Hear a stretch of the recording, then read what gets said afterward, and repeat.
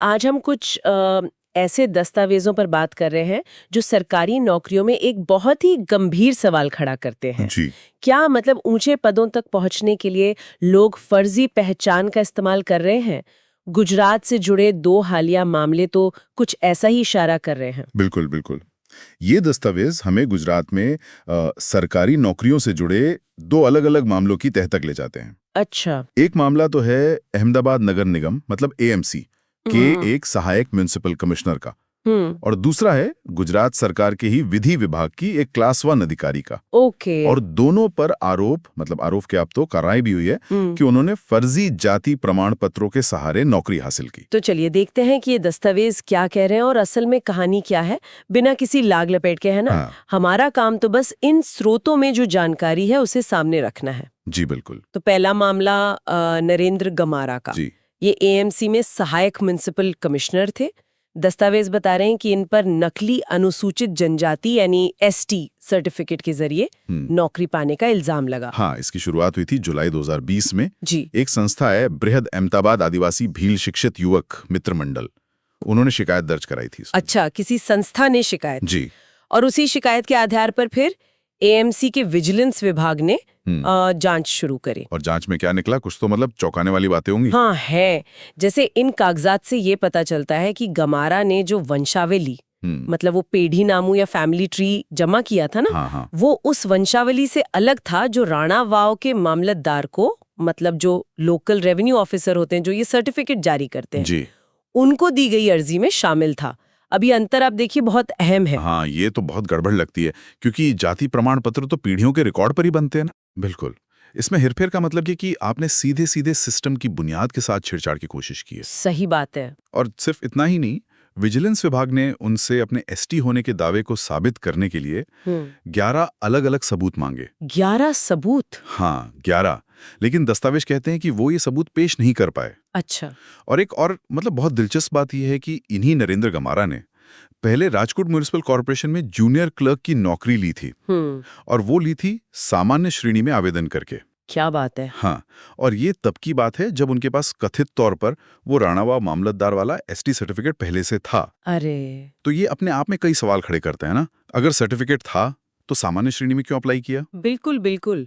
तो अब मतलब ताजा स्थिति क्या है इस मामले में? देखिए, फरवरी 2024 के दस्तावेजों के हिसाब से एएमसी कमिश्नर एम थन्नारसन के निर्देश पर उन्हें एक कारण बताओ नोटिस मतलब शो कॉज नोटिस जारी किया गया है। अच्छा, पूछा गया है कि नौकरी से क्यों न निकाले? हाँ, कि भाई आप वजह बताइए कि आपको क्यों ना निकाला जाए। और निगम के गलियारों में ऐसी भी खबरें हैं कि उनसे वेतन और भत्तों की वसूली भी हो सकती है। ओ, रिकवरी भी? जी। ये तो हुआ एएमसी का मामला। हाँ। लेकिन आपने कहा था 2 मामले हैं। हाँ, दूसरा मामला और भी कहना चाहिए ताजा है, और ये जुड़ा है गुजरात सरकार के विधि विभाग से। विधि विभाग? Law department. जी। वहां पर उप सचिव यानी डेप्यूटी सेक्रेटरी क्लास 1 के पद पर थी लक्ष्मीबेन कटारिया। अच्छा, लक्ष्मीबेन कटारिया। इनके मामले में क्या हुआ? एक एकदम हाल का सरकारी आदेश है 27 मई 2024 का। उसके मुताबिक उनका जाति प्रमाण पत्र नकली पाया गया और उनकी सेवा तत्काल प्रभाव से समाप्त कर दी गई है। मतलब टर्मिनेट कर दिया? जी, टर्मिनेटेड। सीधी कार्रवाई। दस्तावेज बताते हैं कि उनकी नियुक्ति एसटी कोटे में हुई थी। ओके। इसके लिए उन्होंने वेरावल मामलतदार का 2006 में जारी किया हुआ एसटी सर्टिफिकेट और जीपीएससी मतलब गुजरात पब्लिक सर्विस कमीशन की 2014-15 की परीक्षा के नतीजे इस्तेमाल किए थे। तो फिर उनका सर्टिफिकेट रद्द कैसे हो गया इतने साल बाद? हाँ, यही तो विडंबना है।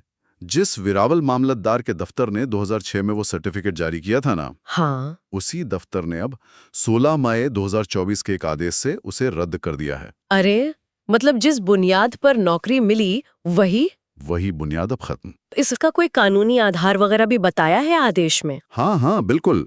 सरकारी आदेश में बाकायदा गुजरात अनुसूचित जाति, अनुसूचित जनजाति और अन्य पिछड़ा वर्ग जाति प्रमाण पत्रों को जारी करने और सत्यापन का विनियमन अधिनियम 2018 है ना जी। उसकी धारा 11 का साफ तौर पर जिक्र है। अच्छा, क्या कहती है वो धारा? वो धारा ये कहती है कि अगर कोई भी व्यक्ति गलत या फर्जी प्रमाण पत्र के आधार पर कोई नौकरी या कोई और लाभ पाता है तो उसे रद्द कर दिया जाएगा, और जितने भी लाभ उसने लिए हैं वो सब वापस ले लिए जाएंगे। मतलब रिकवरी होगी। तो इसी कानून के तहत कार्रवाई हुई है? जी, इसी कानून के तहत उनकी नौकरी खत्म की गई और वेतन भत्तों की वसूली का भी आदेश दिया गया है।